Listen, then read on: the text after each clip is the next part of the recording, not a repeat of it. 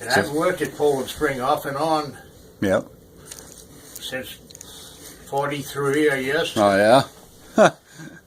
And when they'd have an overflow at the big house, the Poland Spring house, Yep. like a convention or something, they'd send them down to the mansion house. Sure. So they'd call me up. I might only have 4 or 5 people there for the weekend. Yeah. But I'd have to be the doorman, desk clerk, and bellhop. Uh-huh. What was the... No, I'd go to work about 10 in the morning, Yeah. and I'd stay there through the evening until everybody went to bed. Uh-huh. And one day, Liston wanted a piece of plywood put under his mattress. The mattress in the mansion house was probably 50 years old. Then there was rumors that he was drinking. Oh, yeah. He was. Club soda. Because I used to buy it for him. Oh, yeah. And So that was his drink. during the day, they'd all go out on their run Yeah, and sure.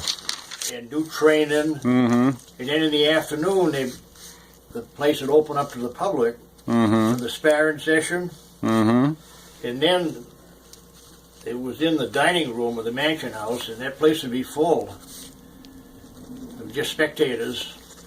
Then in the evenings, there was nothing to do. We just sit around the lobby and gab, and then all the fighters used to be there every day. Floyd Patterson, Oh, yeah. Jose Torres, Uh-huh. George Cavallo, and Jim Braddock was there, Oh. and of course Joe Walcott. And every day when Patterson or Torres would come in, the first thing they'd do, walk over to me and say, "Glad to see you today." They're real gentlemen. Yeah.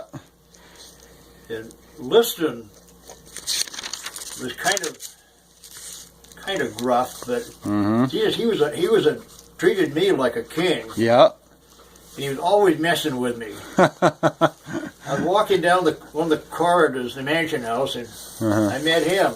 And I got right almost opposite him, and he jumped over in front of me and gave me the stare. And then he starts laughing. He said, "You look scared." And I laughed. And I said, "Yeah, as a matter of fact, I was." Then one night in the mansion house, I was sitting there, and I was just kind of the oddball, and I dozed off. And Liston put a firecracker under my chair.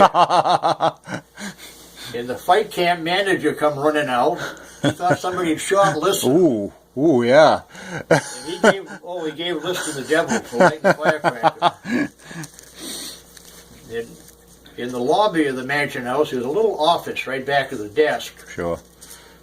And the fight manager, not the trainer, the manager, who was a little guy, older than everybody else, nobody was to use that phone. They didn't want any calls coming in. Right. Somebody might call up and threaten Liston, and it would upset him. Sure. So one evening, the manager comes out. Howard Cosell is in the office, reporting from the mansion house built in 1794. And the manager only come up to here to Howard Cosell.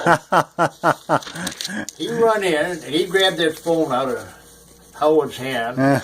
And he said, "If I catch you in this office once more, I'm going to hang a cherry right at the end of your nose." And always, the evening was interesting. Yeah. The sparring partners were not supposed to go out socially in the evening. Right. But this one, the lead sparring partner, Amos Big Train Lincoln, he heard about the wayside. So he had to go down. So he and I went down. We snuck down one evening. And I was set up the bar and having a beer. I think he talked to everybody that was in the building.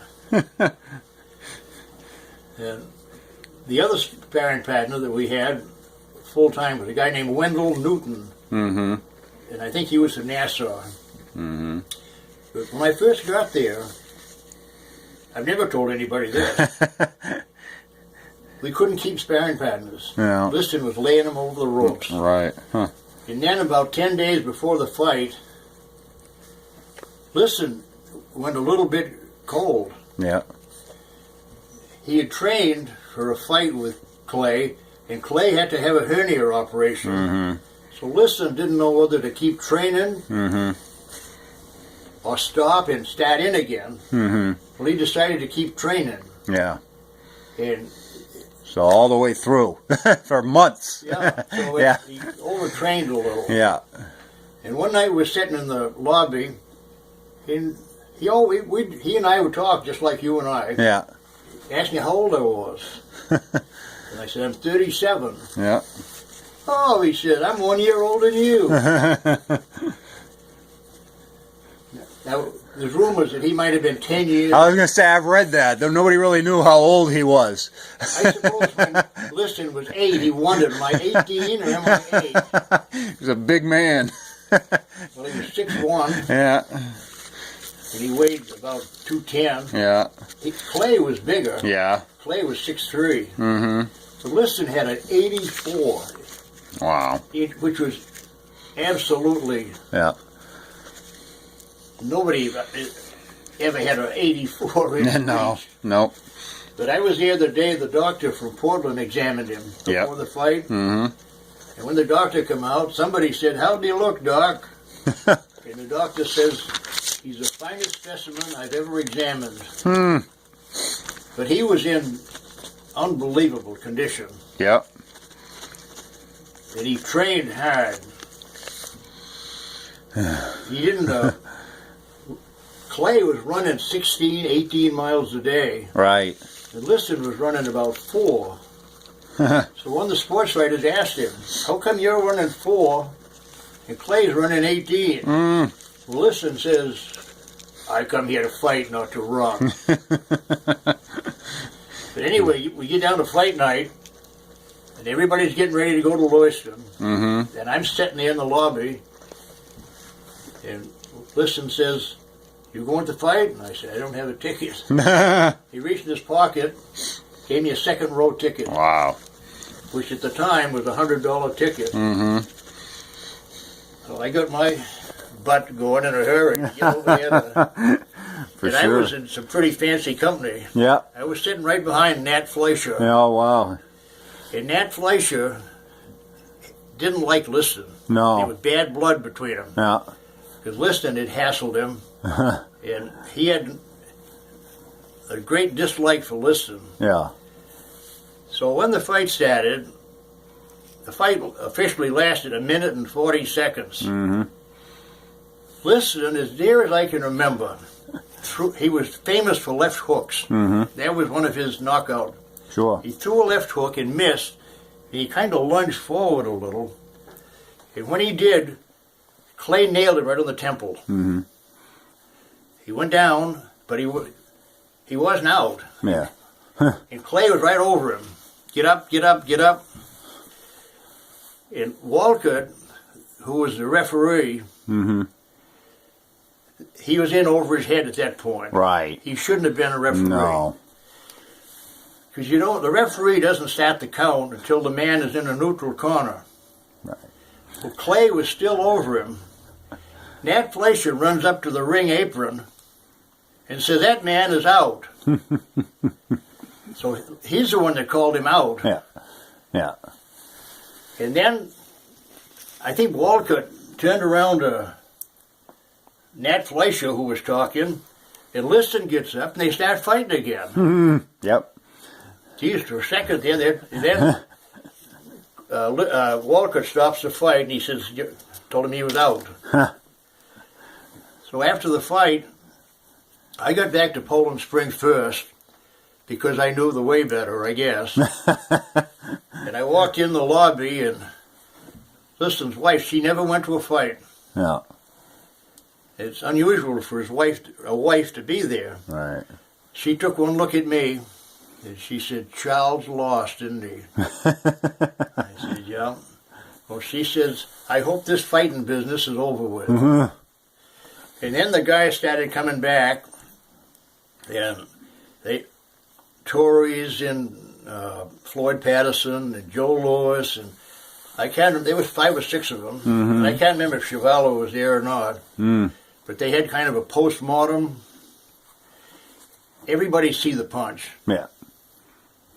I was right there. Yeah. And you saw it. You saw the punch. Well, it didn't matter if I see it, but I listened to these guys talking. Yeah. I didn't get in the conversation because it wasn't my place. But I listened to them, Patterson and Tories, and they see the punch. They even see it coming. When Liston missed. Yeah. Now, getting it from them guys is about as good as you can. Yeah. That's not hearsay. No. But there's been so many stories about him throwing the fight. That's not true. No. No. I can't. Yeah. They didn't like each other. No. Well, Liston didn't like a lot of people. And the 2 priests from the prison, they were there. I checked them into the mansion house, lugged their bags up for them. Yeah. And Jesus, they treated me. The morning after the fight, Yeah. you talk about a lonely place. You wanted to see grown men with tears in their eyes. Yeah. That was the time, huh? Yeah. Jose Torres come over. He stayed up and come over to see Liston off. And the hotel was paying me. But just as Liston got in his car that they rented, he asked me, he said, "You been paid?" And I said, "Yeah, I'm good." He passed me $100 bill. And, Yeah. it was a sad thing. Yeah. So, but a lot of people say they weren't even at ringside because the fight was so quick, but you stayed there the whole time. You didn't go, you were actually there while the fight was going on. Well, the preliminaries were pretty much our sparring partners against Clay's. So I got there before anybody fought, and I stayed right to the end. And I felt pretty bad, too. You would see somebody every day, and Yeah. Oh, yeah. it was a rotten decision, the way it was carried out. Yeah. It should never have happened. No. Liston expected to get cut up big time. Yeah. So he had this special cuts man come in from New York. He was prepared for that. And he could have very easily lost the decision. Sure. But his only hope was to land one Right. of the sparring partners, Lincoln. His nickname was Big Train, but everybody just called him Train. I used to help him after the fights and before to tape his hands and take care of the equipment. He told me, he said, that man can knock you out with either hand just like nothing. Yeah. He had 15-inch, huge hands. Yeah. So you didn't see anything that whole time to make you think that he ever would have taken a dive or the things they say? No. Absolutely not.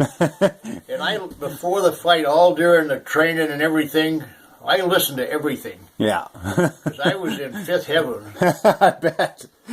And yeah. Absolutely. No. But the way this thing... Yeah. The way it happened, you knock a man down, you don't stand over him, tell him, get up, get up. Yeah. And there was a rumor that, and it was in the paper, in the Sun, Liston didn't hear the count. There was no count. Yeah. At that point, and the reason he didn't get up, I heard him tell Floyd Patterson why he didn't get up. He said, I got to put at least one of my hands on the canvas to get up. Yeah. And Clay is standing over me, his fist doubled up. Yeah. He said, I couldn't get up. No. So there was never a count.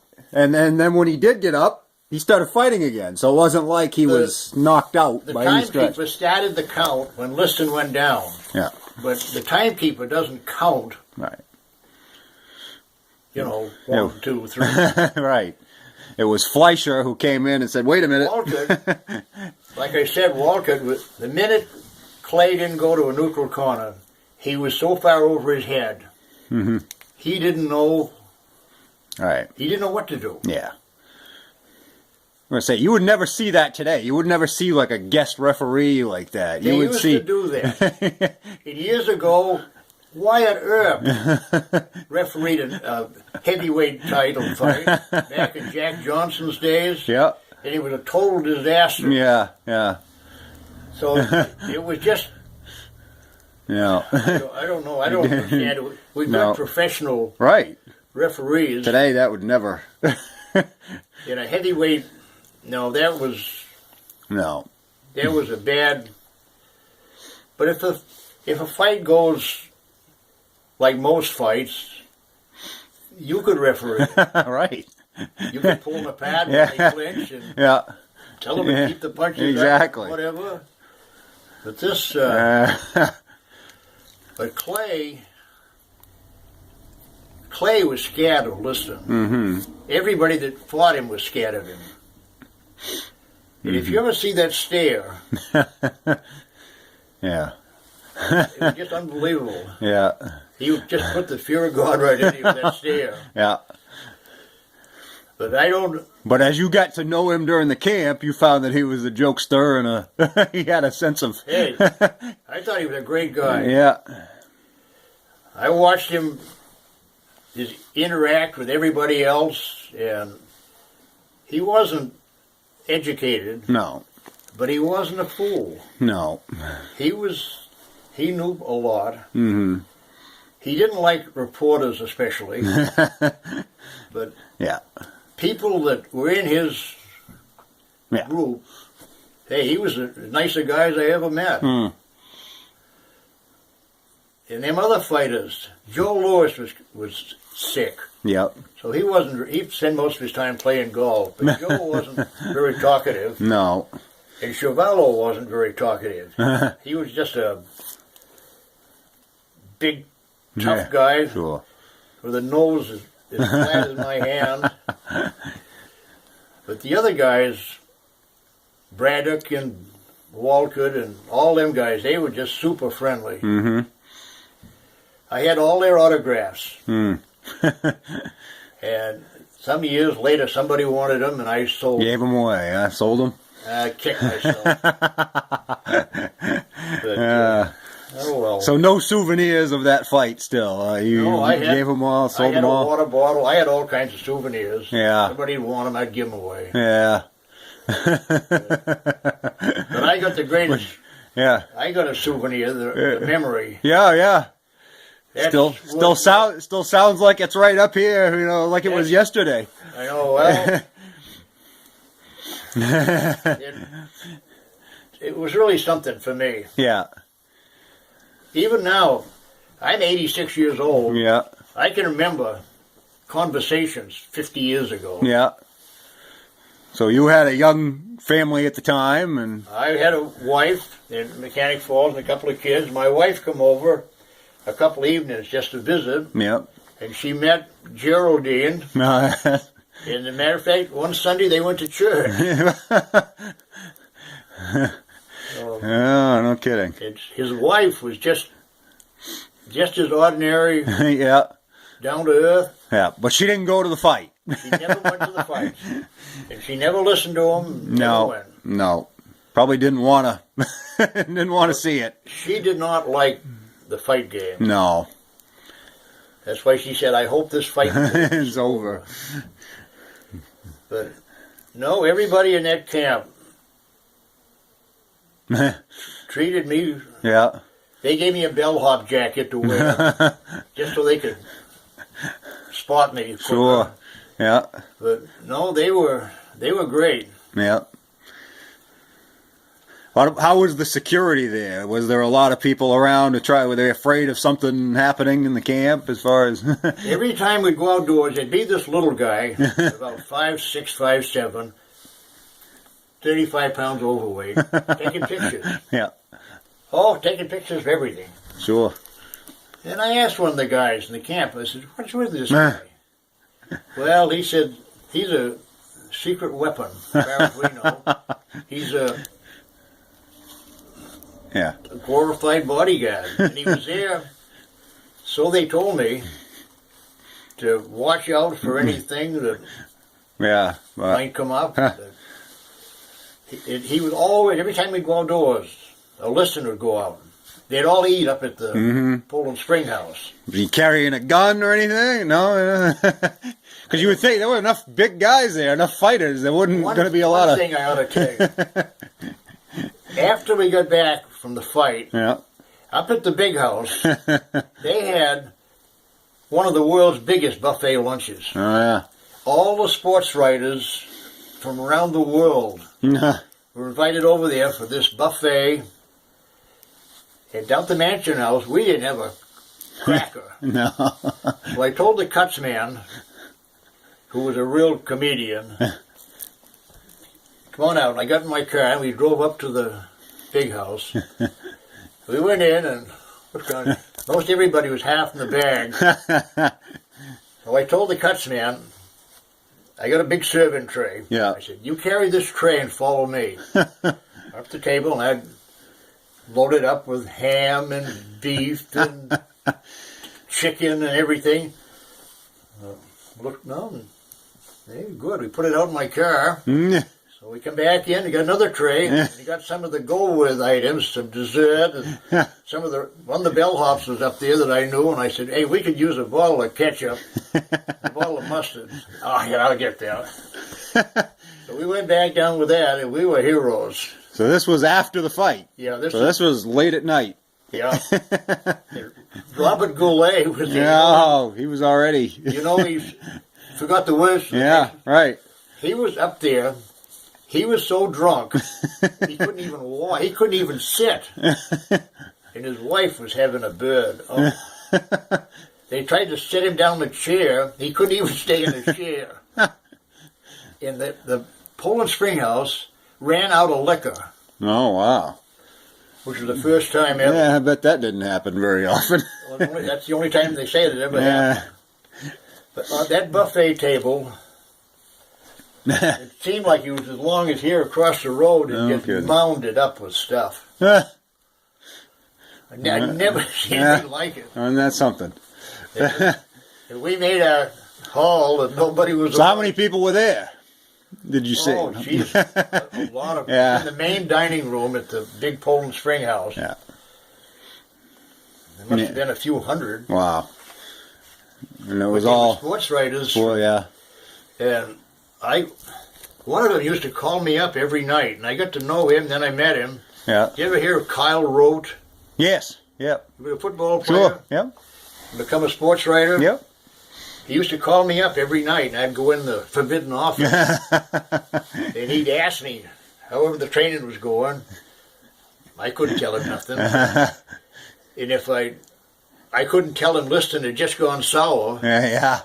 They would have run you right out of there. But he was friendly, and all them people. Yeah. Howard wasn't very friendly. No. He was sort of Ali's guy anyway, right? No, he was high and mighty. But most of the other ones that I had anything to do with, I didn't see many of them. No. They were all friendly. Yeah. Trying to pick your brain. Well, they saw you. You were the insider, probably. You were the one that knew everything that was going on. I was an insider, but I didn't know very much. No.